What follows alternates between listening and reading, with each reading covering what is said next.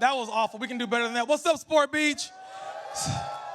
So this is a sporting venue. We just happen to have talk, so I want you guys to act like that as we introduce these folks that'll be you'll be hearing from right now. So give them some love as if they're walking into the Garden or one of these other favorite venues. So, leader in marketing and media for over 20 years, managing director at MediaLink for 4 years, executive vice president at TransUnion for the last 7.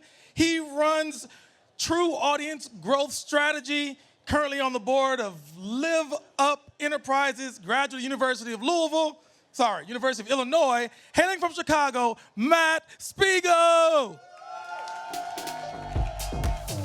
My God. All right, now this next guy, he was the 36th overall NFL draft pick in 2001 by the Cincinnati Bengals. 9 of his 11 seasons were played there. Prolific wide receiver, top 60 all-time in receiving touchdowns, top 50 all-time in receptions, top 50 all-time in receiving yards, 7 seasons with 1,000 yards or more. This guy's a 6-time Pro Bowler. He's in the Ring of Honor. He's in the 50th year, and the 40th year, and all the other years. Co-host of Nightcap, proud Oregon State Beaver, greatest entertainer of all time, Ocho. Give him some love.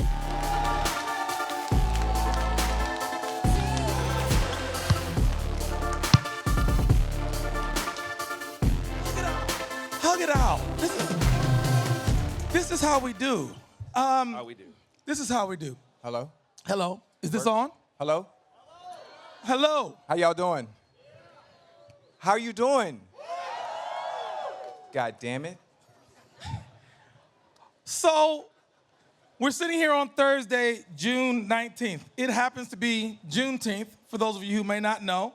160 years ago today, a major general walked into Galveston, Texas, and alerted the 250,000 black slaves that they had been free, technically for the last 3 years, even though they didn't know it.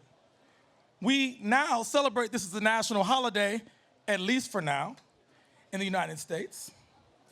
But when we think about freedom, that's what this day is really about. And right now we're going to talk about the freedom to have your own identity. So after 80 years after the freeing of the slaves, there was this guy that showed up by the name of Jackie Robinson. He was the first black man allowed to play professional baseball. And what was interesting about him is he was asked and directed to be quiet and calm and not make waves, to be demure, if you will. But this guy, Ocho, to my right, is anything but that. To fully understand the guy all the way to my right, I need you to play the video. This will tell it better than I ever could. I got a trivia question. It's a new year, same old question. How do you stop 85? How do you stop 85? Hey, that's one of them like, child, please. Child, please. You know what child, please mean?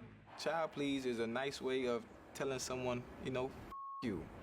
Like if somebody come to you, if coach come to you and be like, man, did he cover you? You can just look at coach and be like, man, coach, child, please, because you really disrespecting me, right? Ochocinco from now on. Anybody that writes about whatever I say today, you call me Ochocinco. Do not say Chad. He always believes he's open. There's 3 things in life that's certain. Death, taxes, and 85 will always be open. If they stop me today, any coverage, 2-man, 55, cover 2, man-to-man, I will give you my game check. They always tried to get him mic'd up because he was saying the most hilarious things throughout the game. How's 35? Man, they all suck, man. Come on, this me. It's me. I just want to know, how's 35? Horrible. You take anything for the game? Yeah. Viagra. I got a great celebration for you guys. Again, just wait and see the next one. Okay. That's why people were glued to the TV every Sunday to see him score touchdowns. And now he's running the camera. He's taking the crowd shot. I remember most famously him coming out with the Hall of Fame jacket. And duck myself. Put that thing on. Huh? Huh? Those are things that it keeps people engaged. He's in there in the end zone doing river dances and, putting like Tiger Woods. He's a guy that, when you think about the NFL and the characters and the guys that kept it light, kept it fun, Chad Johnson got on a knee like he was proposing to Daphne over there. he's the first guy that comes to mind. I asked you a trivia question before the game started. I still need that answer. That is Chad Ochocinco Johnson in his finest form. So I have to ask, like, I went back and did some investigation, and what I learned was that you were born Chad Johnson, and you entered the league as Chad Johnson. Yes. And somewhere along the way, you became Ochocinco. Yeah. How the hell that happened? As most of the companies and the brands here have also done at some point in their life, they've had to reinvent. So I reinvented myself somewhere in between, in the middle of my career, and I understood the business side of things, trying to set myself up for that transition long after I was done. So I was always 2 steps ahead. NFL didn't like anything I was doing. I understood the aspect and the importance of entertainment, you know, for those that are coming to pay. If you're paying $70 to come watch a game, I'm going to make sure you get your money's worth. Yeah. NFL didn't understand that. It's at the powers that be that set up high. I did. Now all of a sudden, 20 years later, 15 years later, everything is accepted. Yeah, yeah. That's all. We're going to get into that. So I want to understand specifically, though, you could have chosen any new name. You could have been like, I'm hot shit, I am the fastest, best ever. You chose Ochocinco. Why? And why did you choose to specifically change your name legally at that point in time? Well, short story for those that don't know, Spanish Heritage Month is the month of September in the NFL. And Carson Palmer went to USC, who was my quarterback at the time, made a joke in the locker room. You know what, it'd be funny if you just change your name to Ochocinco and put it on the back of your jersey before we go out to play the Atlanta Falcons. I said, that didn't make any sense. I thought about it. I said, it did make sense. It would be funny. So I had my equipment manager at the time, I had him put Velcro over the C. Johnson and make me a nameplate that said Ochocinco, because Ochocinco, which is the way to properly say it, it was too long. It was too long. It was too Yeah. long. It was too many letters. Bad branding. So I went out to play the Falcons and warm up, and on the back of my jersey, it said Ochocinco. Not the NFL not realizing it was just Velcro. Carson Palmer ripped it off before kickoff. Okay. Game starts. We win the game. I come back Monday morning. I have a FedEx envelope in my locker. I open the envelope, and in there's a fine for $50,000. So the NFL fined me $50,000 for altering the NFL uniform. So I appealed the fine. Roger Goodell at the time, the fine was upheld. So to piss the NFL off, I said, well, fuck you. I changed my name in the offseason, now put it on all my damn jerseys. And so it was more of a jig at the NFL, and then it turned into a brand itself. And still to this day, that brand is still going strong. That brand, that's amazing, right? Like, it's a really interesting moment that sometimes brands can come about kind of organically. Yeah. And if you're visionary enough and wise enough, you can lean into it, take advantage of the cultural moment, and really do something quite different. So, what was the end game once you put your new name on your back or on your driver's license? The end game was somewhat a jig at them to piss the NFL off in general. Yep. And at that point, I understood this. I'm on to something. Obviously, getting more eyes, more visibility, not on just the Bengals, but myself as well. The Latin community embraced me once I did that in general, and I think it was a good thing that I did do that. And then I come to understand the importance and how smart it was to do it at that time. Yeah. You know, I think the NFL controls everything. They control individualism. They control who they market. And I kind of was always 2 steps ahead. This one, not knowingly, and setting myself up for long-term success. I love that. Well, you know, my crack research team did a fabulous job in investigating a few things. And what they discovered is you're not the only one on this stage with a nickname.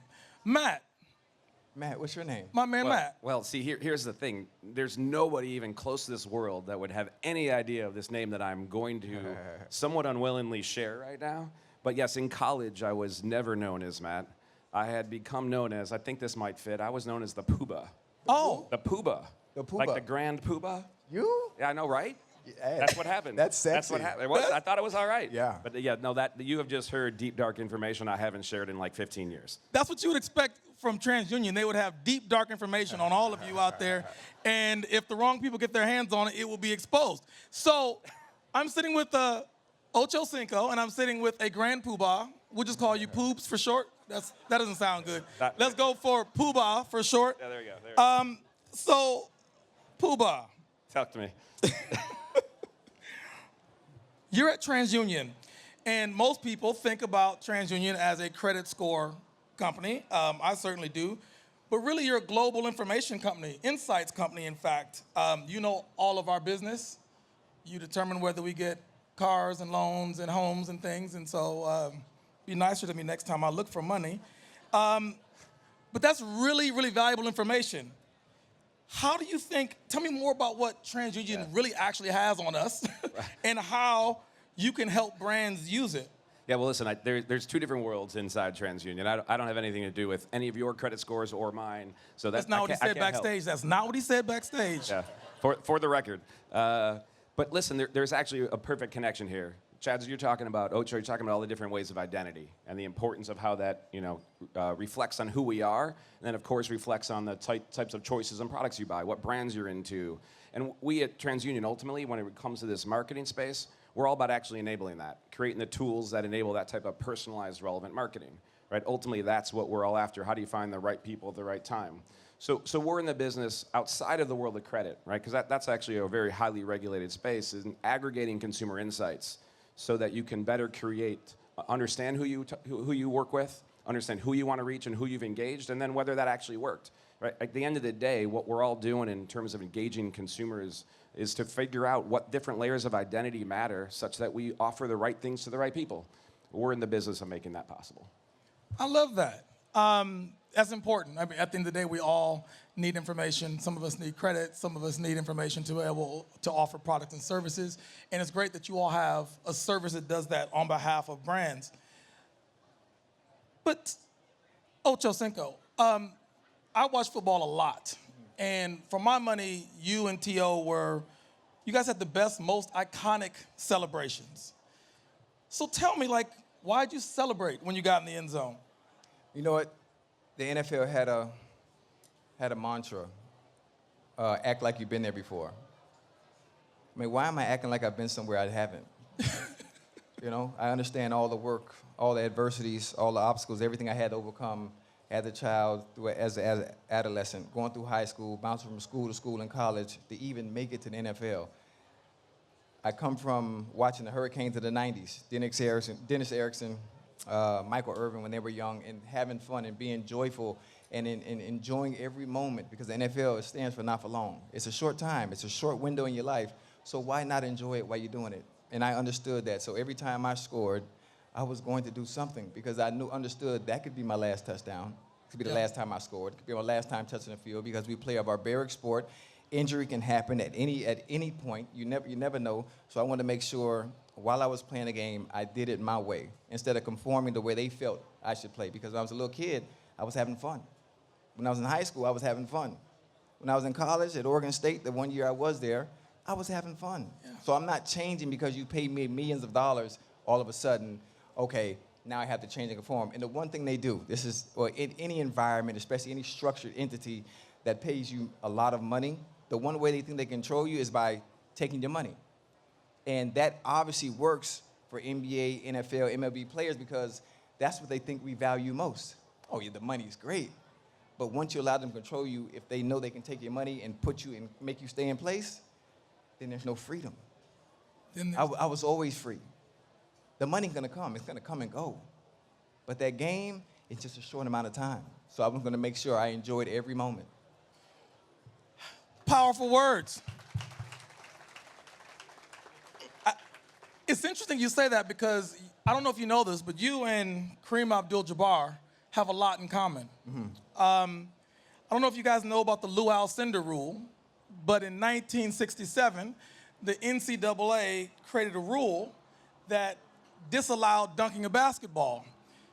It just so happened to be the case that the year prior, an all-black starting five NCAA team, Texas Western, beat the University of Kentucky, all-white team, in NCAA. A lot of those players on the Texas Western team had a style and a flash and a flair that the teams weren't used to seeing, and they dunked the ball a lot. And then Kareem shows up at UCLA, and he's dunked on everybody. And they're like, enough of this.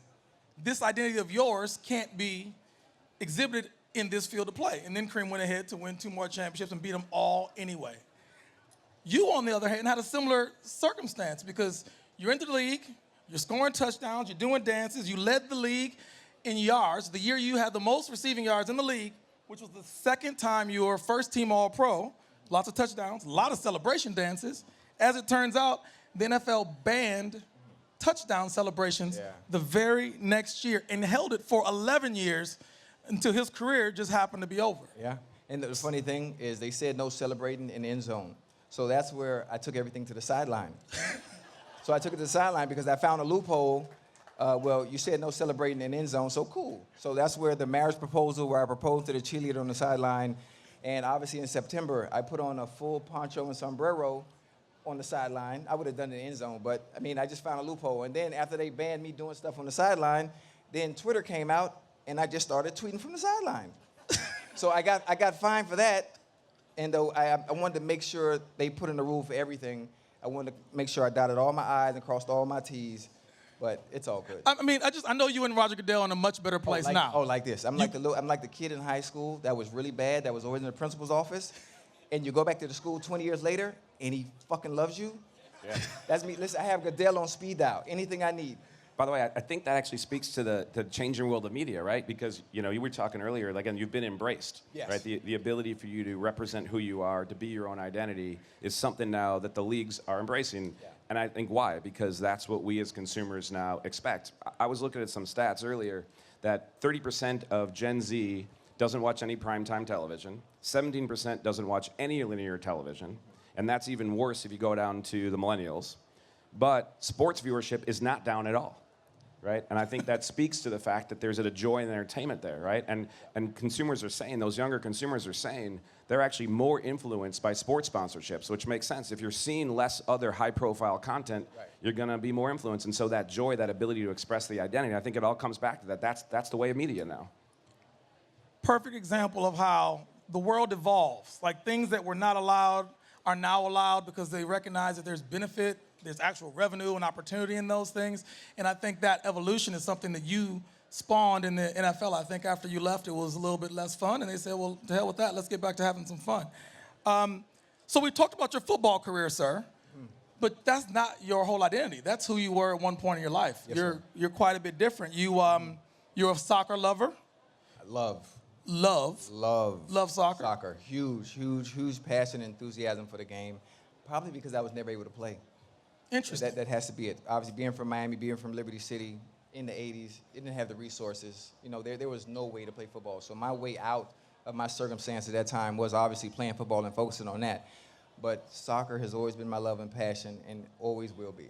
Yeah, I know you tried out for a team or two and played a little bit. Yeah, Sporting KC, that was fun. I did a little semi-pro in Boca Raton FC. You know, kind of lived the dream a little bit, but the fact that I didn't start at 4 years old, I went just fast as hell and can do shit else. Yeah.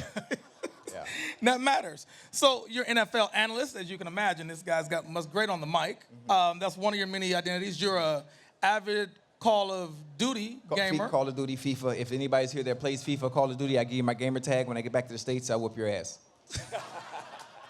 Please. Anybody up for an ass whooping, just add him and you guys can make that happen online. You play FIFA? What's your name? I'm gonna fuck you up. Oh, yeah. Yeah, okay. Hey, babe, get his number. So right now, what's hot in the streets is this podcast called Nightcap that you run with Shannon Sharp. Tell us a little about that life. I love Nightcap. I love Nightcap. Nightcap, one of the few platforms where I can be myself.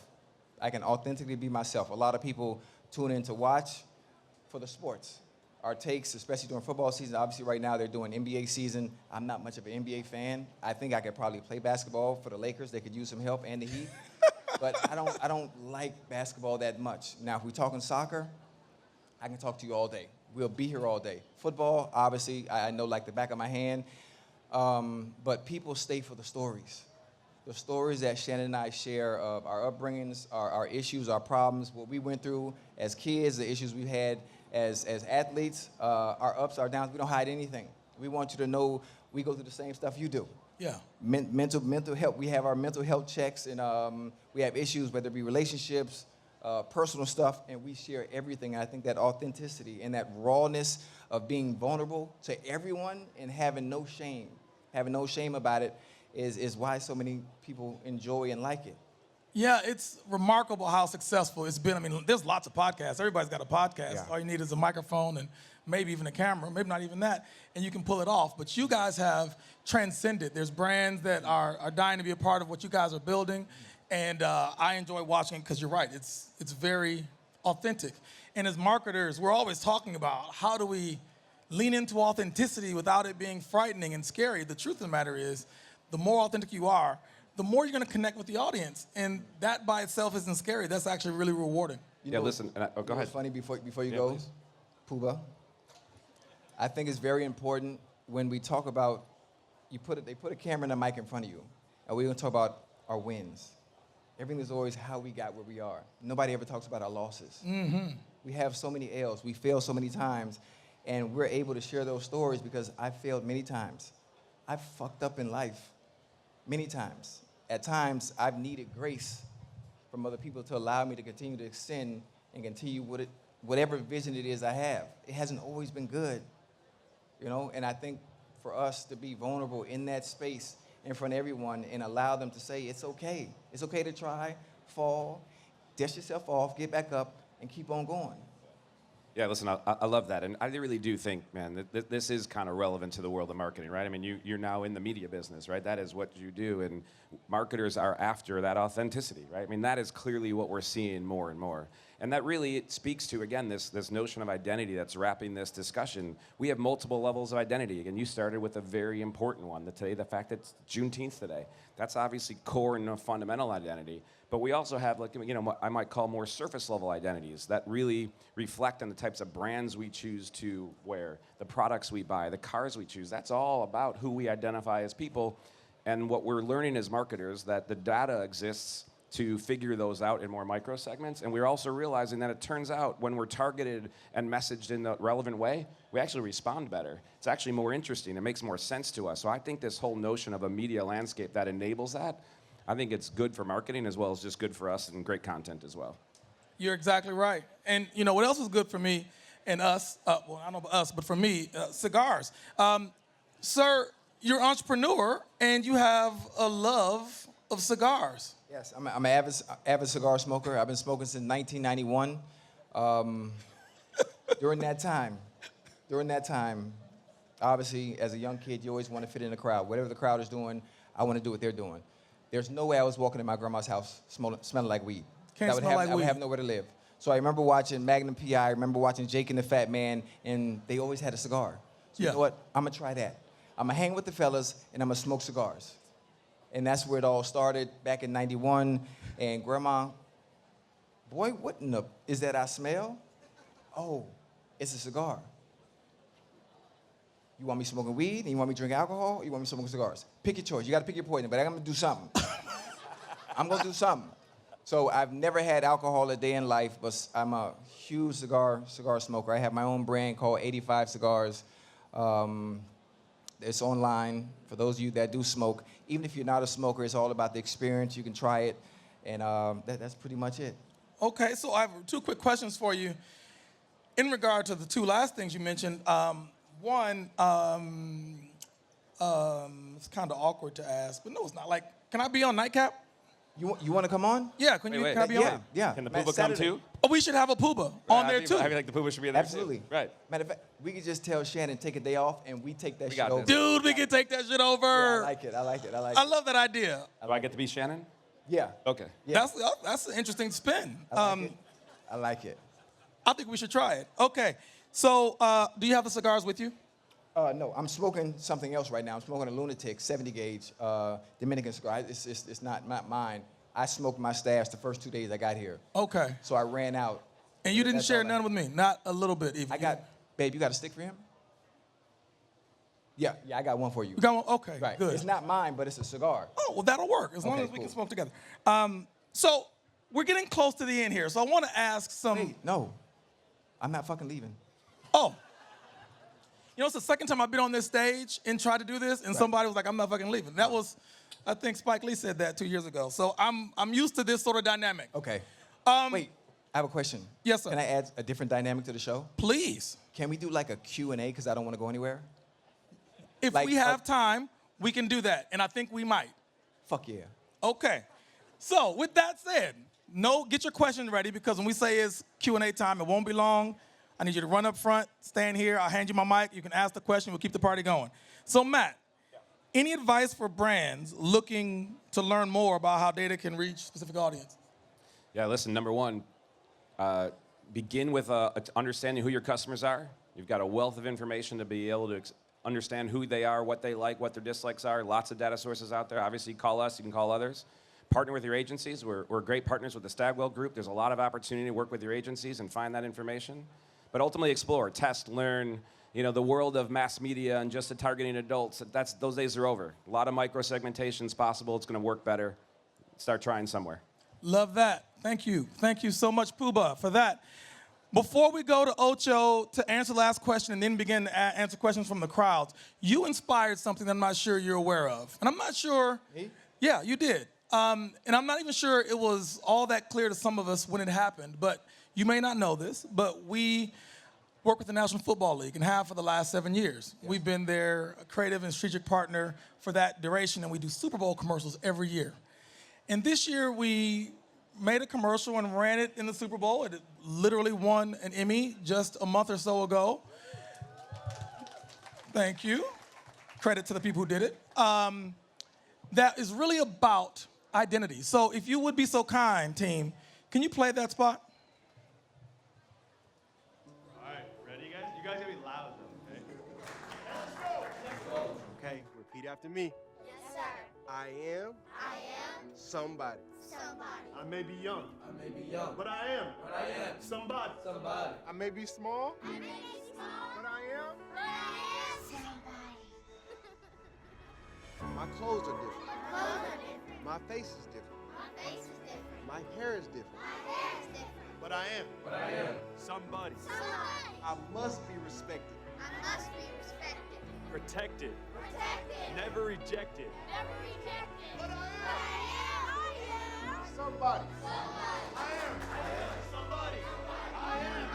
Somebody. I am. Somebody. Somebody. It was an audio ad. If you've been able to see the whole thing, what you would have witnessed towards the end, and you heard this, was a discussion around no matter how you look, no matter your hair, no matter where you're from, you are somebody. Your identity matters. And we wanted to share that message because it's true. And the world needs to hear that now more than ever. There's lots of kids who are struggling with who they are and where they come from. And we were able to raise a lot of money for mentorship programs by showing that. And in seeing that and hearing you talk, became very clear that you were a person who identified with that long before we were able to put it on the screen for 200 million people this past February. And so I want to thank you for that, sir. Yes, sir. I've got to close, but what I'm going to do is we have 4 minutes for questions. So there's a mic in the back. Gentleman in the hat, you, sir, right there. Thank you. You talked about soccer. Who's your favorite soccer player, and why is it Dembele? I love Dembele. He's not my favorite soccer player. Congratulations to PSG, though, on winning the Champions League. But my favorite soccer player would probably be Mario Balotelli. Mario Balotelli, simply because, obviously, he doesn't have as much success on the pitch as most of the others. But when I think of playing style and flair and flamboyance, he would basically be me on the football field. That's my comparison. Ochocinco. Wait, what's your name? Emily. I fucking love you. Right back at you. Thank you. What's your all-time favorite touchdown celebration you've done? You know, my all-time favorite touchdown celebration that I wanted to do, I wasn't able to do it. We were playing against the Kansas City Chiefs in 2005. Everybody remember the Staples button from the commercial? And yes. When you press it, it says, "That was easy." I hid the easy button under the north and south goalposts in that Kansas City game. And if I scored that game, I was going to take the button out and run to Carson and have him press it. And it was going to say, obviously, that was easy, but I wasn't able to pull that one off. I didn't score that game. That's so good. How come you didn't run that back in a different game? Huh? How come you didn't try to run that back in a different It game? just made sense because they wore red. The easy button was red. I just, So much great thought behind it. We have a question over here. Ocho, when are we setting this up? Huh? When are we setting this game up? Oh, are you really serious? I'm about that. I've never seen anybody rush to get their ass whooped. Listen, the missus is right here. The missus are right here. We can exchange information, please? Yes, Where do you live? Where are you from? Virginia. Virginia? I love you. I love you too, Ocho. Okay, we're going to play. We're going to play. Who's your team? Are we? What mode we playing? I'm using Napoli, no matter what. Napoli? Yeah. I mean, I might use a worse team just to make it more even, but I mean. Wait, are you trying to say I'm handicapped? I mean, I'm not gonna back down. Are you that good? Might be. Who's your squad in real life? Who's your team in real life? Manchester City. Front runner. No way. Been there since Yaya Toure. Ooh, okay. That's my goat. Okay, babe, get his number. We got to fuck him up. Appreciate you, Ocho. I love you, sir. All right, we've got a question here in the orange hat, and then we're going to go to the back as well. What's up, Ocho? My name is Jordan. Jordan. So, yes, sir. So they talked about the rule changes after you retired. Yes, so, sir. like, what team or player do you think has the best touchdown celebrations currently post-rule change? You know what, honestly, I'm going to be honest with you, too, and I'm sure the players are going to hear this. They're probably not going to like it, but the fact that they can celebrate now, it doesn't make any sense. It's not fun, because everybody's doing the same stuff they see from TikTok, the same. Everything I did was authentic. It was organic. It hadn't been done before. So I think the fact that you can celebrate, it's not even fun because you can do it. So I want somebody, I'm sure this is going to get out there, if you really want to push the envelope, now that you can celebrate, I want you to score, pull a fucking fan out the stands. Pull the fan out the stands and do the kid and play. Like, push the envelope. If they're letting you celebrate, let's take it to the next level. We talk about engagement. The NFL wants fan engagement. I should still be playing because I pull, like, people down. Come down and get in trouble, but it's okay. Can you still river dance? Can you river dance for us real quick? No, I'm old. I'm 57. Okay. I All right. can't do that. Forever ago, I heard you say on something that the best soda was the Coca-Cola at McDonald's. Is that still it? Yeah, it's still, always. Coca-Cola at McDonald's is always the best. And if you're ever having a picnic or any type of family gathering, I prefer Czech sodas. I'm not sure everyone here might be rich. I don't know if you know about Czech sodas. Czech soda, peach, strawberry. I'm coming. If you don't have Czech soda, I'm not coming. Thank you. I love you. I think we have time for one more over here. Okay, maybe we have time for two. You stood up. Hey. So this lady right here, and then we'll come to you with glasses. Hi. I have a maybe strange question, but do you still have the blazer that says Future HOF 20? No, and I've been looking for that blazer for the past 10 years. If you know anyone that might have it, I would love it because the whole point of the Hall of Fame jacket was for, it wasn't a shot at the NFL, it wasn't a shot at the Hall of Fame people, but I understood the politics that went into getting into the Hall of Fame. And there was a method to my madness. When I caught that touchdown that night, I crossed the 10,000-yard mark on that catch against the Ravens. And I understood that, you know, at that point, I feel I'm Hall of Fame worthy, so I put my own jacket on because I knew they probably weren't going to let me in I was the villain during those times. But I need that jacket because that is a one-of-one. That's a one-of-one, and I need it back. We need it too because we're transforming cultural icons and cultural items into forces of good, and we would love to auction it off for an impactful cause. You're going to take it from me? For a fan that can turn it into a very big force of good, yes. Okay, we're both on the look. Lady in the red glasses, and this is our last one. Sorry, I'm not. This one's for me. No. It's She said, "Pool balls." It is for you. Don't worry. just kind of keeping in line with today's conversation about identity. We're seeing more individuals own their stories, monetize their identities, and reshape how we value how it's defined. In a world where self-monetization becomes the norm and identities become products, how do institutions stay human without turning everything into performance? And more importantly, what kind of leadership do we need now to manage this change, to mirror it back with integrity? That's for you. It almost could be for me.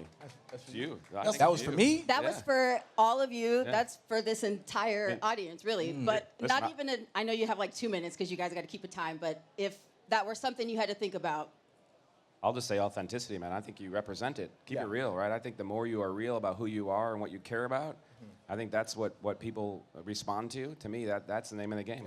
Obviously, being able to be yourself, whoever you are, not having to change or conform, to work with certain brands, you know, work with what makes sense, and that goes for the brands as well, understanding who your target audience is, and use those individuals that are able to move the needle in the area which you're trying to have success in. Thanks for the questions. You all have been great. Whoa. What? Where we going? Well, I just have one more little bit, and then we're gonna roll. We gotta roll. We have to leave, like for real? Well, we can go back and do some other things, but we can't do this any longer. But we can do it on Nightcap when you guys are tuning in with us. We can do it then. Yeah. Okay.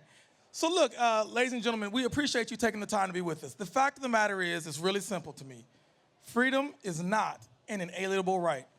The ability to form and live the identity that you create for yourself is simply not a guaranteed thing. And we're seeing it across the world where opportunities and freedoms and identities have been given to people and then taken for them. It's not a foregone conclusion. So I would just have you ponder the fact that it's a privilege that we have it.